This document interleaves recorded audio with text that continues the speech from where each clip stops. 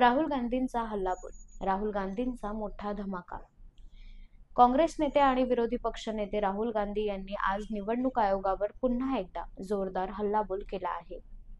हजारो नाव मतदार यादीतून डिलीट केल्याचा आरोप राहुल गांधी यांनी आपल्या पत्रकार परिषदेत केला आहे।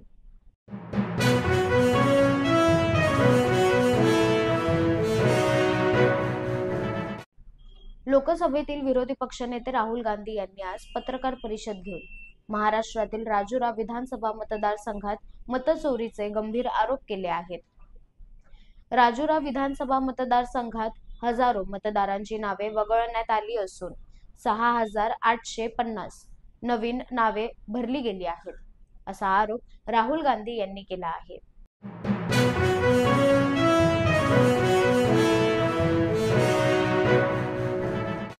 अतिवृष्टीग्रस्त शेतकऱ्यांच्या सरकार पाठीशी, मुख्यमंत्री देवेंद्र फडणवीसांचं आश्वासन।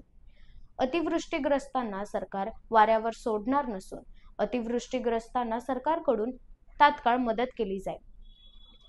मुक्तीसंग्राम दिनाच्या कार्यक्रमात मुख्यमंत्री देवेंद्र फडणवीसांची घोषणा।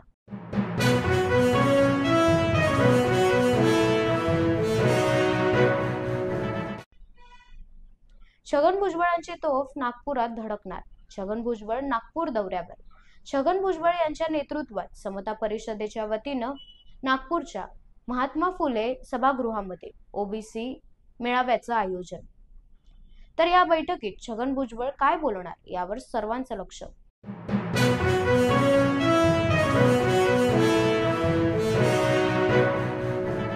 मीनाताई ठाकरे यांच्या पुतळ्यावर लाल रंग फेकल्याच्या प्रकरणीनंतर पोलिसांकडून आरोपीला अटक करण्यास यश। आरोपी उपेंद्र गुणाजी पावसकर या तरुणास बुधवारी रात्री पोलिसांनी अटक केल्याची बातमी समोर येत आहे।